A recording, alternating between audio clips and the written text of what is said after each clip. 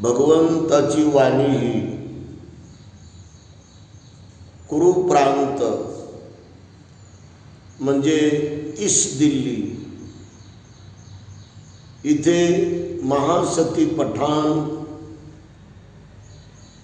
भगवंताने दिलेली धम्मदेशना आहे।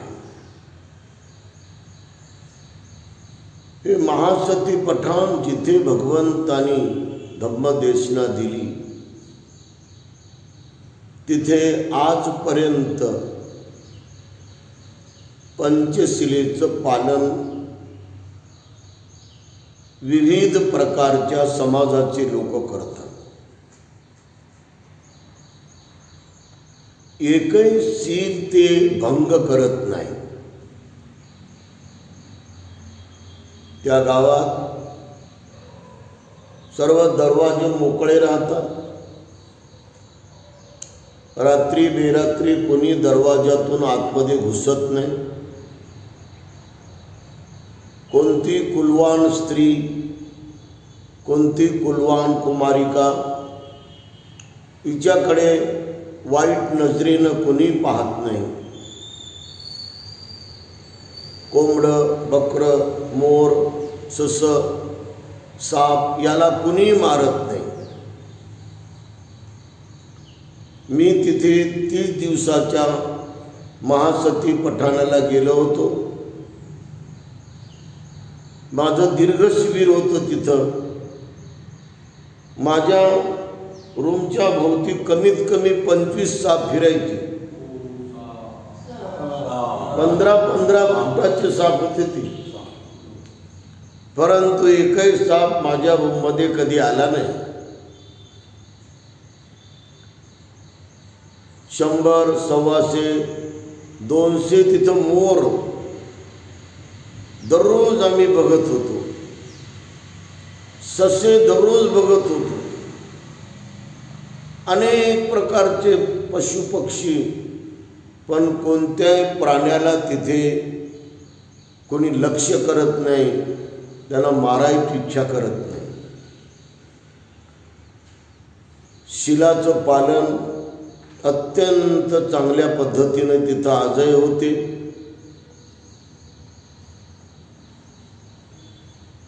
कुणाच्या घरात कोणी जाऊन ते घर बिघडवत नाही। ज्या घराची चुगली त्या घरात कोणी करत नाही। या माणसाबद्दल त्या बाईला कोणी काही सांगत नाही। या माणसाबद्दल त्या माणसाला कोणी अभद्र बोलत नाही, चुगलीचं बोलत नाही, चाडीचं बोलत नाही, मन पेटवायचं कोणी बोलतच नाही। आणि चौकात चौकात सुंदर असे बोर्ड आहेत तिथे। बुद्ध घोष, विनय पिटक, धम्म साधना, शील चौक,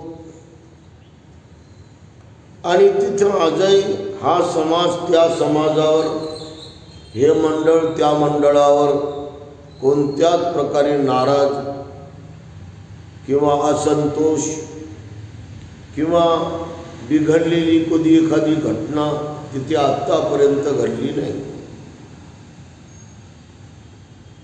हे धम्माचा प्रभाव आहे। जिथे धम्म खोल खोल आणि खोल रुजत जातो तिथे शीलाचं पालन अत्यंत गंभीरपूर्वक लोक करतात।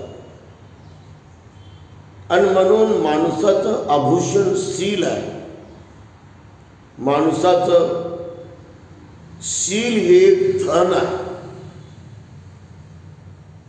तुम्ही आपल्या धनाला किती जपता? तुमच्या घरात जर 50,000चं सोनं असलं तर तुम्ही किती त्याला जपता?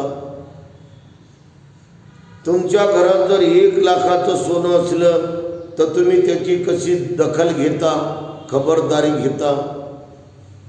यापेक्षा शील हे असं रत्न आहे। शील असं एक धन आहे ज्याची जपवणूक, ज्याची सुरक्षा, ज्याची संवर्धन सावधानतेने लोक आयुष्यभर करतात. आणि म्हणून शील पालन केल्यानंतरच चांगल्या प्रकारे महासती पठाण ध्यान साधना करता येते, त्याची परिशुद्धी प्राप्त होते. कायानुपස්සना हे पहिलं अंग आहे, वेदनानुपස්සना हे दुसरं अंग आहे. वेदनानुपස්සना म्हणजे संवेदना आपल्यामध्ये जागत असतात. 3 प्रकारच्या संवेदना आहेत. सुख संवेदना, दुःख संवेदना आणि अदुःख संवेदना म्हणजे उपेक्षा संवेदना. आपल्यामध्ये सुख संवेदना सुरू झाली की आपण चेकाळतो, भारावून जातो, फार अगदी त्याच्या आहारी जातो. आणि हे मनाचं अविद्या आणि अविद्येचं ते आचरण आहे. म्हणून आपण किती जरी सुख आलं तरी चेकाळून जाऊ नये. किती जरी सुख आपल्याला मिळालं, कोणतंही किंवा कोणती सुख संवेदना जागली मनामध्ये किंवा लाभू लागली तर आपण भारावून जाऊ नये, आपण चेकाळून जाऊ नये, फार त्याच्या आहारी जाऊ नये. कारण ती जेव्हा सुरू होते तेव्हा ती बंद होते. कोणती सुख संवेदना ही चिरकालपर्यंत नाही, कायमची नाही. एकसारखी ती माणसाला सुख देत नाही. ती नश्वर आहे, ती तात्पुरती आहे, ती क्षणभराची आहे. आणि अशी जिंदगी एक क्षणभराची जिंदगी आहे आणि माणूस मग इथून निघून जातो. एका क्षणात माणूस जातो आणि मग त्यांनी कमावलेलं त्यांचं लेकरं बाळ, धन दौलत, घर, सुना, नातवंड, पुतवंड सारं जाग्यावर राहतं की नाही. मग ती सुख संवेदना माझी, हे माझा नातू, हे माझा पुतू, हे माझं पोरग, हे माझी पोरगी, असं कवटाळू धरून आपल्याला काय त्याचा चिरंतन काय लाभ होतो का? म्हणून भगवान बुद्ध म्हणतात, हे सर्व कुटुंबातले सदस्य म्हणजे एक साधन आहे, ते साध्य नाही.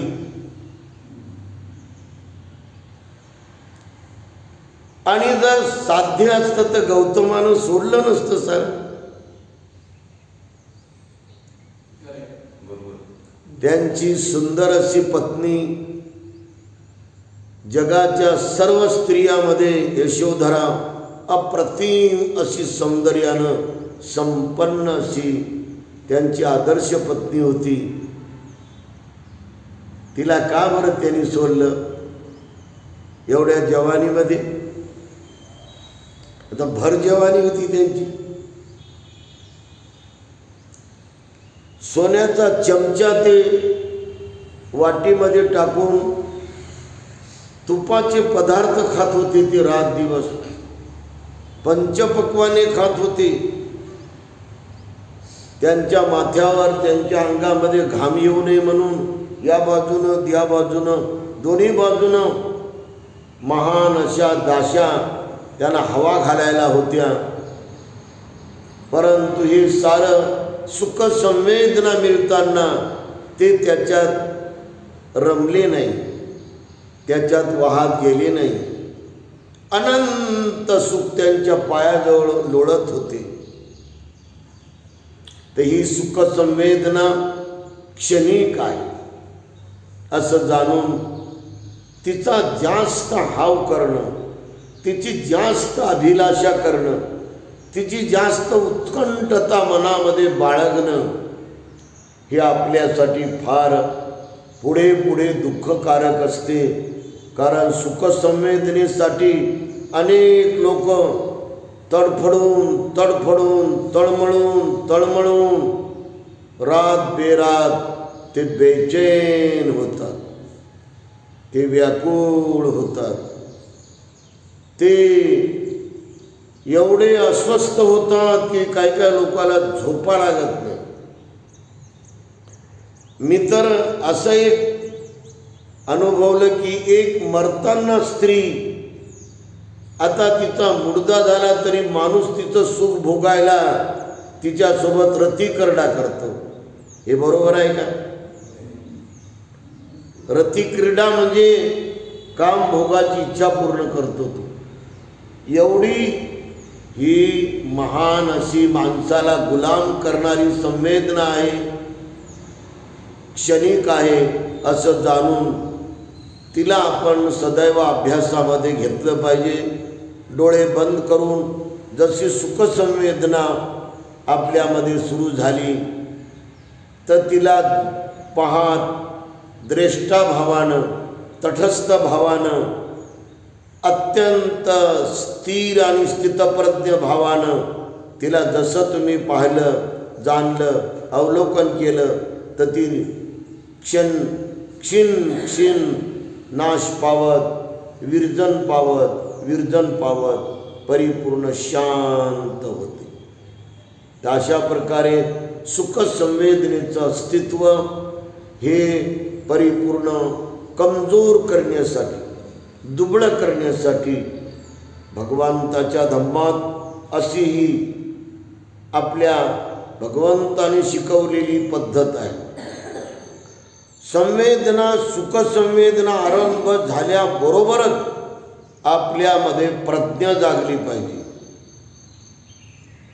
प्रज्ञानं जागतं जर तुम्ही भोगता स्वभाव ठेवला, लय छान वाटते, लय सुख वाटते, लय आनंद वाटते, खूपच सुख आहे आणि त्याच्यात जर तुम्ही गुरफटलात तर ती सुखसंवेदना तुम्हाला या जन्माचं दुःख नाही, या जन्माच्या दुःखाचं बीज नाही, तर अनंत जन्माच्या दुःखाचे फेरे त्या सुखसंवेदनेमुळे जन्म आणि मृत्यूच्या फेऱ्यामध्ये तुम्हाला ते अडकून टाकल्याशिवाय राहत नाही.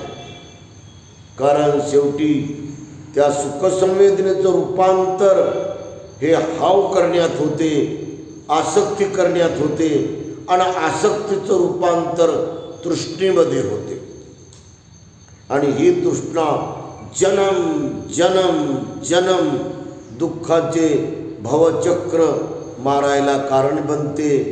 हे जन्म जन्म दुःखचक्र आपल्या पाठीशी लागते. म्हणून सुखसंवेदना ही नश्वर कशी आहे हे जाणताना तिला कसं क्षीण कमजोर कमजोर कमजोर करत करत तिला कसं शांत करायचं हे भगवंतानी आपल्या धम्मामध्ये शिकवलं. दुःखसंवेदना आहे. आपले अनेक प्रिय आपल्याला सोडून जातात, कोणी लवकरच सोडून जाते, कोणी जन्मल्याबरोबर जाते या जगाला सोडून, कोणी मोठं झाल्यावर जाते, कोणी जवान झाल्यावर जाते. 22 वर्षाचा जवान मुलगा जर आईचा गेला, जन्मभर दुःखी राहते. नागपूरची एक आई आहे, तिचा जवान मुलगा 25 वर्षाचा बुद्धगयेच्या आंदोलनात गेला आणि तो पुन्हा परत आला नाही. आज त्या दुःख संवेदनेमुळं काय मन म्हणत असेल ते. आणि म्हणून कोणत्या वयामध्ये कोणता माणूस जाईल, कोणती प्रिय स्त्री जाईल हे सांगता येत नाही. भगवंताची सेवा करायला एक उपासिका सकाळी येत होती जेतवनात, त्यांची गंधकुटी साफ करायची, त्यांची गंधकुटी पुसून घ्यायची, साऱ्या भिक्खूच्या कुट्या ती पुसून घ्यायची, झाडझूड करायची, साफसफाई करायची, पाणी भरून ठेवायची, दीप लावून ठेवायची. तिचं नाव होतं पतिपूजिका उपासिका. आणि आज सकाळी आली, तिने सर्व सेवा केली. सेवा करून दिवाबत्ती लावली, पाणी भरलं आणि घरी गेली. घरी गेल्याबरोबर थोड्या वेळात ती थांबली आणि मृत्यू पावली. ही बातमी जेतवनात आली की पतिपूजिका उपासिका मरण पावली. सारे भिक्खू हळहळले. ही दुःख संवेदना आहे. तिने भगवंताच्या कुटीमध्ये पाऊल टाकल्यावर भिक्खू संघ अरहंत भिक्खूंच्या कुटीमध्ये गंधकुटीमध्ये गेल्यावर तिला जे तरंग पाहिजे होते तिनं जाणले नाही, ओळखले नाही, त्याची अंतर अनुभूती तिने घेतली नाही. ती जर अनुभूती तिने घेतली असती, ती त्या अरहंताच्या तरंगामुळे क्रमाक्रमानं बोधी अंगामध्ये गेली असती, बोधी तरंगात गेली असती. एकानंतर एक बोधीचे तरंग ती जाणत राहिली असती. परंतु तिच्यात ही अशी एक मनप्रवृत्ती होती की जी तिला ओढत ओढत नेत होती. आणि ती काम इच्छा ती एवढी तीव्र झाली, तिची वाढतच गेली दिवसेंदिवस दिवसेंदिवस दिवसेंदिवस. आणि त्याच्या आहारी ती जास्त गेल्यामुळं घरी पोचल्यानंतर काही अवधीमध्ये मरण पावली. कोणताही व्यक्ती हा मृत्यू पावतच असतो,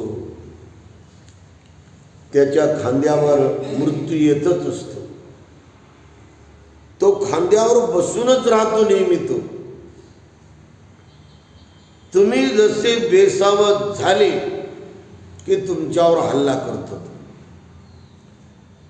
तुम्ही जसे बेहोशमध्ये राहिले की तुम्हाला ताबडतोब अटॅकमध्ये घेतो, तो त्याच्या जाळ्यात घेतो. कारण तो एक मार आहे. मृत्यू हा एक मार आहे आणि तो कुणालाही सोडत नाही.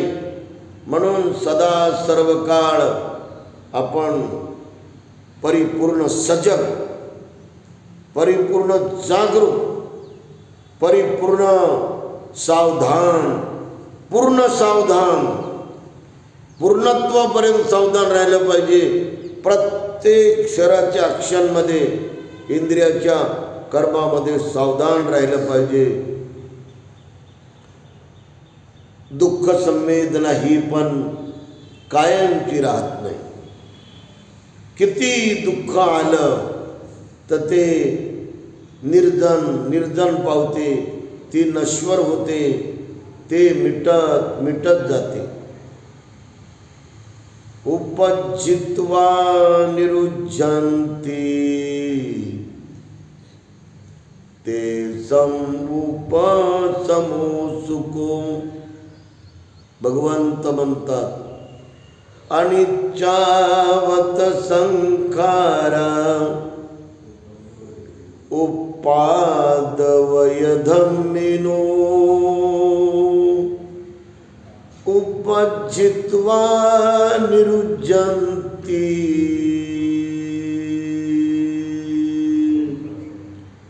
ते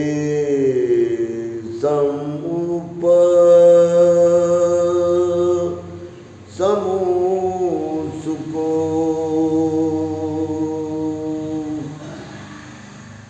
अनिच्चावत संखारा, सर्व संस्कार अनित्य आहेत, भंगूर आहेत, नश्वर आहेत. ते राहतच नाहीत काही. ते चिरंतन थांबतच नाहीत. साधा एक ॲटम जरी तुम्ही, एक कण जरी पाहिला, तो नष्ट झाल्याबरोबर दुसरा कण येतो, त्याचे दुसरा गेल्याबरोबर तिसरा येतो. असं हे वेगानं चक्र सुरू आहे. म्हणून सर्व संस्कार नश्वर आहेत. सब्बे संखारानिच्यती, सर्व संस्कार नाशिवंत आहेत.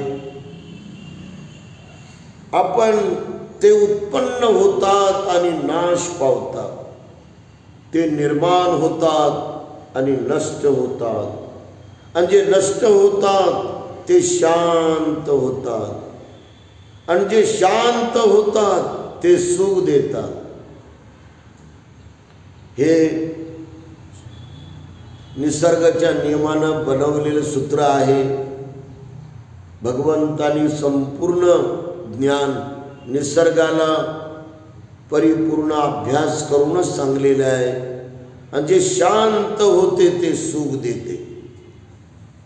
म्हणून सुख हे आपल्यातच आहे, बाहेर कुठंच सुख नाही. आतमधलं सुख जर मिळालं तर बाहेरच्या सुखाकडे माणूस काय पळणार आहे. आतमधूनच जर सुखाचा प्रवाह सुरू झाला तर बाहेरच्या सुखाकडे माणूस धाव धाव धाव धाव का करणार आहे. आणि म्हणून भगवान बुद्ध म्हणतात की आतमधलं सुख तुम्ही जाणायला सातत्यानं या अनित्य सब्बे अनित्यं या नियमाला समजून घ्या. या नियमाला खूप अनुभूतीनं जाणं, अंतरअनुभूतीनं जाणं, तुम्हाला सर्व प्राप्त होत राहील. इतकी सुंदर मुलगी, जवान मुलगी, 20 वर्षाची, तिचा पूर्ण कलर सोन्यासारखा एकदम. लोक प्रत्येक जण पाहून तिला पाहिल्या बरोबर विचलित व्हायचे, मोहित व्हायचे, वश व्हायचे तिच्याकडे. आणि 10 कोटीमध्ये ती मुलगी सर्वात स्वर्णरंगाची म्हणून प्रसिद्ध. आणि अचानक मेली. आणि तिचा हा अंत्यसंस्कार करायला लोक सारे मशानात गेले आणि लाकडं रचले, तिच्यावर तिला ठेवलं आणि अग्नी दिला तिला. अग्नी दिला तर तिच्या त्या अंगातून जे ज्वाला निघायची ते पण स्वर्ण रंगाची. आणि अशा प्रकारे पूर्ण जळून जळून तर एक माणूस तिच्यावर त्याचं मन गेलं होतं. तो उभा राहायला तिथे जाऊन त्याच्या मनात ती जळून जळून नुसती तिच्या शरीराची हाडाचा सापळा राहिला तिचा. त्याला कैवल्य जागलं, त्याला विरक्ती जागली. जशी विरक्ती जागली की लगेच माणसानं आपल्या विरक्तीचा लाभ घेऊन परिपूर्ण समर्पण करावं धम्मामध्ये. आणि तो पोहोचला ध्यानामध्ये. काही दिवसानंतर तो अरहंत झाला. कोणती दुःख संवेदना जरी आपल्याला धक्का देत असेल तर ती कायम राहत नाही, ती नाश पावते. ती क्रमाक्रमाने नाश होते. म्हणून हे दुःख का आलं, हे कशाला दुःख आलं असं म्हणून आपण त्याचा द्वेष करू नये, त्याचा तिरस्कार करू नये, त्याची घृणा करू नये. कारण ते दुःख येतच असते. दुःख आणि सुख ही येतच असते ते. आणि येऊन ते पुन्हा जात असते. ती येणं आणि जाणं, निर्माण होणं आणि नाश पावणं हे त्यांचा स्वभाव आहे. हे दोन्ही नश्वर आहेत. सुख संवेदनाही नश्वर आहे, दुःख संवेदनाही नश्वर आहे. असं जाणून, असं जाणकार बनून जाणत जाणत परिपूर्ण या सत्य स्वरूपामध्ये आपण परिपूर्ण तज्ञ बनून यामध्ये स्थितप्रज्ञ आपण बनणं, प्रज्ञावंत बनणं, यामुळे आपल्या मनाला खूप शांती प्राप्त होते. ही शांती अप्रतिम आहे. याला भगवान म्हणतात समतेमध्ये मनाला ठेवा. सुख येवो तरी मनाची समता, दुःख येवो तरी मनाची समता. मनाची समता कधी ढळू देऊ नका. सातत्यानं मनाची समता पक्की, परिपूर्ण पक्की, परिपक्व बनवा. ही समता आपल्याला खूप महान बनवते. ही उपेक्षा आपण सर्वजण उपेक्षा संवेदना हिलाच म्हणतात. सुख आलं तरी चेकाळायचं नाही, भारावून जायचं नाही.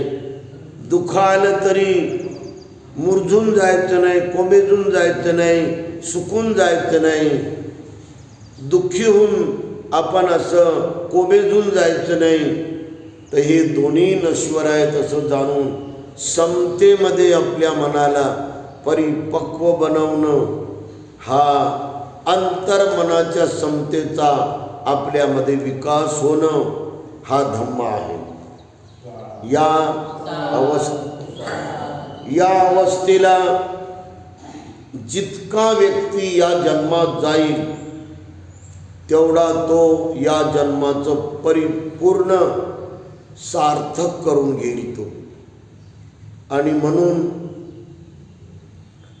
एक शोभा नावाची भिक्खुनी होती. ग्रस्त जीवनामध्ये तिच्या नावाप्रमाणे ती तरुण मुलगी सर्वत्र लोकाला आवडायची आणि सर्वाला ती आवडणारी मुलगी म्हणून प्रसिद्ध झाली. व दुसरी एक ब्राह्मणाची मुलगी होती, जवान मुलगी, आणि तिथं इतकी सुंदर होती, अनुपमा तिचं नाव. तिच्या सौंदर्याला उपमाच नव्हती म्हणून तिचं नाव तिच्या घरवाल्यांनी म्हणजे आईवडिलांनी अनुपमा ठेवलं. आणि एवढी सुंदर दिसायची ती 10 लाख लोकांमध्ये. एकापेक्षा एक असा सेठजी तिला मागणी करायला यायचा की तुमची मुलगी आमच्या घरात द्या. पाहू जायचे, मागणी करायचे. सर्वात गर्भश्रीमंत सेठ आला, त्याचा मुलगा आला, बाप आणि लेक आला. तुमची मुलगी म्हणे आम्हाला पसंत पडलेली आहे आणि तिच्या वजनाच्या भारोभार 3 पट आम्ही हिरे देतो, 3 पट सोनं देतो, 3 पट माणिक मोती देतो. तर मुलगी म्हणते पप्पा, बाबा म्हणते ती, कारण पप्पा हा शब्द तेव्हा नव्हता, बाबा होता म्हणजे वडील. तेव्हा मी आताच आले म्हणे भगवंतापासून. मी तिथे जवळजवळ 2 तास ध्यान करून आले.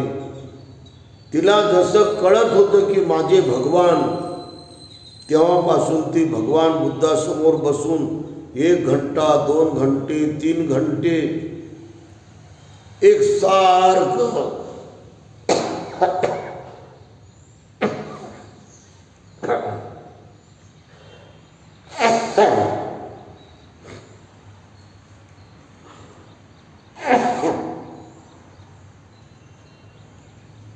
ब्राह्मण मुलीला असं वाटत नव्हतं की हे भगवान बुद्ध आमचे नाही. वयाच्या 7 वर्षापासून ती भगवान बुद्धाच्या जवळ जाऊन ध्यान करायची. त्रिवार पंचांग प्रणाम करायची. तर 20 वर्षाची झाली, तिचं पूर्ण मन तयार होतं परिपूर्ण विरक्त बनायला. तिच्या घरी कित्येक कोटीची धनसंपत्ती होती आणि ती एकुलती एक मुलगी होती. आईवडिलांना भाऊ पण तिला नव्हता. आणि अनुपमा बघायला तर इतकी सुंदर, नाकानं, डोळ्यानं, केसानं, कानानं, बॉडीनं अप्रतिम तिची बॉडी होती. कधी कधी ती संध्याकाळी जायची ध्यानाला, तर 4 तास ध्यान करून यायची. जेतवनामध्ये संध्याकाळी जी रांग लागायची लोकाला भगवान बुद्धासोबत ध्यान करायला, तर रात्रभर लोक ध्यानात बसायचे. एका बाजूनं पुरुष, एका बाजूनं स्त्रिया, रात्रभर आणि रात्रभर ध्यान करून करून लोक आपल्या मळ हे पूर्ण निर्जन करायचे. मळ साऱ्या मळ काढून टाकायचे लोक.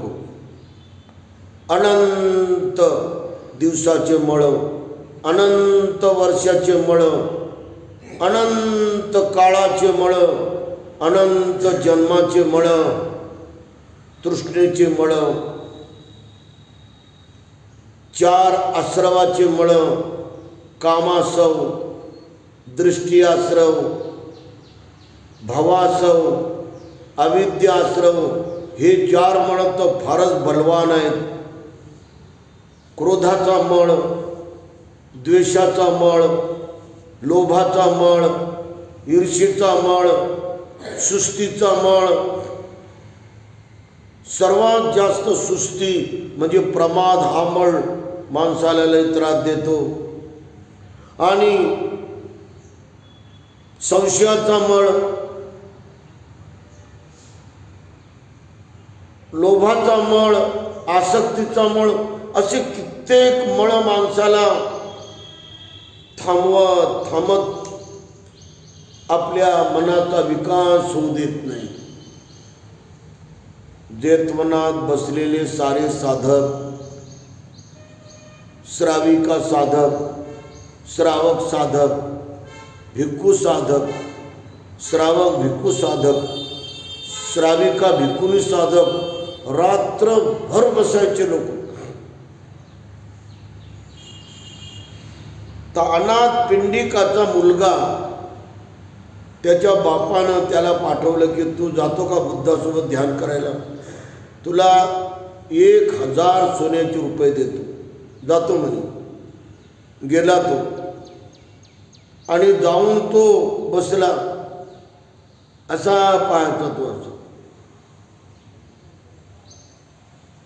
इकडं तिकडंच पाहायचा तो. त्याचं काय मन लागलं नाही.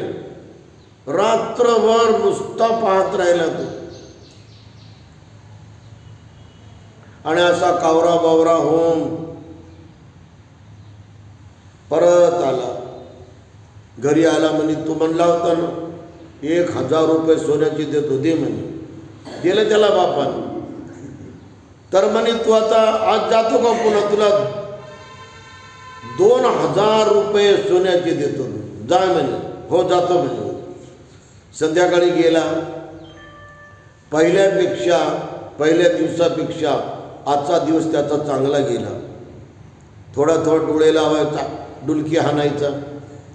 थोडा बुद्धाकडे बघायचा, डुलकी हाणायचा. त्याची प्रगती बरीच झाली. तो होशमध्ये यायचा, सतर्क व्हायचा, पुन्हा बुद्धाला पाहायचा, पुन्हा डुलकी मारायचा. असं करत करत अनंत भिक्खूला पाहायचा, डुलकी मारायचा. उपाशिकाला पाहायचा, डुलकी मारायचा. तर त्याची प्रगती बरीच झाली. आणि मग तो सकाळी आला. पप्पाला म्हणे दे म्हणे 2000 रुपये सोन्याचे. देतो म्हटला होता ना. हो घे ना म्हणे. त्याला पुन्हा 2000 दिले. एक पोराला आकर्षण वाटावं बुद्धाचा आणि त्याला सत्याची प्राप्ती व्हावी, सत्यबोधीची प्राप्ती व्हावी. बरं आज जातो का मी तुला आता 4000 सोन्याचे तुला रुपये देतो. जातो म्हणे. गेला तो. गेल्याबरोबर त्याचं मन श्वासावर लागलं. असं मन श्वासावर लागलं बा एका मिनिटामध्ये. कारण त्या तरंगामध्ये गेल्याबरोबर मन एकाग्र होती. एवढे भगवान बुद्धाच्या सानिध्याचे तरंग माणसाला निर्मळ मनाची एकाग्रता करायला खूपच हे साथ देतात, खूपच सहाय्य करतात. आणि जो बसला तर त्या एकाग्रतेच्या बळावर त्याला अनित्य कळालं की अरे या टाळूपासून तर पायाच्या अंगठ्यापर्यंत हे शरीर पूर्ण बुडबुडेच्या बुडबुडे, बुडबुडेच्या बुडबुडे, बुडबुडेच्या बुडबुडे. आणि डोळे बंद त्याचे सारं शरीर तरंगानं भरलेलं. सारे तरंगच्या तरंग, तरंगच्या तरंग. या शरीरात काहीच ना ठोस म्हणे, याच्यात सारे तरंगच तरंग आहे. आणि अशा प्रकारे त्याला सब्बे अनित्यं, सर्व अनित्य आहे, सर्व भंगूर आहे, ही विद्या प्राप्त झाली. ही पहिली विद्या झाली. अरे म्हणे मी माझाच नाही म्हणे, माझं शरीरच माझं नाही म्हणे, तर कुठलं म्हणे धन माझं, कुठले पैसे माझे, कुठलं मग हे सोनं माझं, कुठलं घर माझं, मी माझाच नाही म्हणे. त्याला हा बोध झाला की माझ्या शरीरावर माझा हक्क नाही. किती शरीर नश्वर आहे, किती शरीर बुडबुड आहे, किती शरीर बुडबुड्यानं भरलेलं आहे, किती शरीर नुसतं तरंगानं भरलेलं आहे. आणि पुन्हा विद्या जागली त्याची. श्वासावर लक्ष देता देता अरे मी तर कोणीच नाही म्हणे, मी नावाचं माझ्यात कोणीच नाही म्हणे, आणि माझ्या नावाचं कोणीच नाही म्हणे. हे मी पाणी पाहिलं तर याच्यात काहीच नाही. याच्यात हड्डी आहे, याच्यात मांस आहे, याच्यात मला आहे, मूत्र आहे, थुंकी आहे, बेडकी आहे, घूम आहे, घाम आहे, लाळ आहे, चरबी आहे, चमडी आहे, केस आहेत, सारी 32 प्रकारची घाण त्यांनी पाहिली. आणि त्याचं मन मी या भ्रमातून मुक्त झालं, माझ्या या भ्रमातून मुक्त झालं. मी आणि माझं हे फक्त काम करण्यापुरतं आचरण आहे, दुसरं काही नाही. मी इथं गेलो, मी तिथं गेलो, मी काल इथून आलो, मी काल तिथून आलो, मी या गावाला गेलो होतो, मी त्या गावाला गेलो, हे फक्त वाक्य पूर्ण करायचं आहे, बाकी काही नाही. तो मी आणि माझ्याच्या पुढे निघून गेला. अनात्मविद्या ज्ञान, दुसरी त्याला विद्या मिळाली. जर मी कोणीच नाही तर हे माझे पैसे, हे माझं धन, हे माझं घर कसं राहणार आहे, अशी विद्या त्याची जागली. त्या विद्येमध्ये पकला परिपूर्ण. आणि मग त्याच्या या डोक्यापासून तर पायाच्या अंगठ्यापर्यंत दुःख संवेदना होत होत्या. त्यांनी पाहिलं की अरे याचं कारण आहे काहीतरी, बिना कारणाच्या दुःख संवेदना होत नाहीत. आणि ते कारण त्यांनी ओळखलं की प्रत्येक दुःख संवेदना ही तृष्णेमुळे तयार होते. ही कामतृष्णा, ही भवतृष्णा, हे विभव तृष्णा. आणि या तृष्णेला आपण निरोध करू, हिला बंद करू. आणि त्याच्यात लागला तो. शेवटच्या टप्प्यामध्ये सकाळी 3 वाजेपासून तर 6 वाजेपर्यंत. आणि त्यांनी सारं दुःख नष्ट केलं. दुःखाचं कारणच बंद केलं तर आपल्यात दुःख कसं उत्पन्न होणार आहे. दुःखाचं कारण जे आहे त्यालाच जर बंद केलं आपण तर दुःख कसं सुरू होणार आहे. या दुःखमुक्ती विद्या ज्ञान त्याला प्राप्त झालं. 3 दिवसामध्ये त्याला 3 पहारामध्ये 3 विद्या मिळाल्या. अनित्य विद्या ज्ञान, अनात्म विद्या ज्ञान, दुःखमुक्ती विद्या ज्ञान. आणि बाहेर आला. पप्पाला म्हणे हे तुमचे पहिल्या दिवसाचे 1000, हे दुसऱ्या दिवसाचे 2000, आणि ते 4000 ते तुम्हालाच राहू द्या म्हणा. हे परिवर्तन अनासक्त मन झालं. सर्वांचं मंगल हो.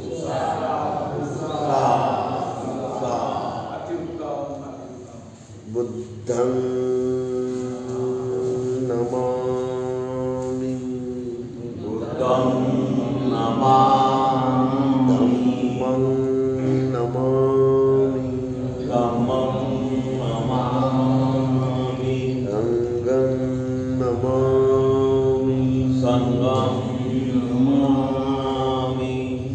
आशीर्वाद.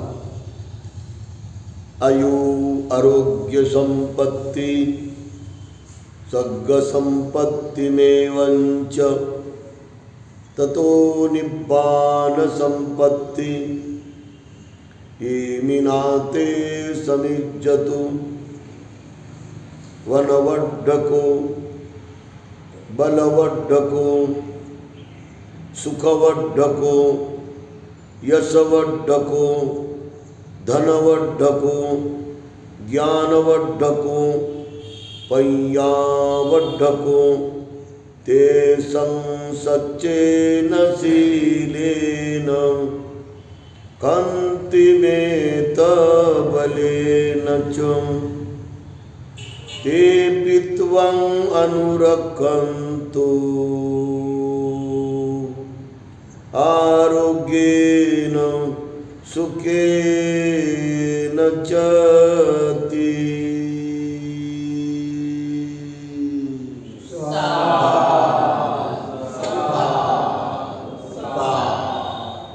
बुद्धं नमामि. धम्मं नमामि. संघं नमामि.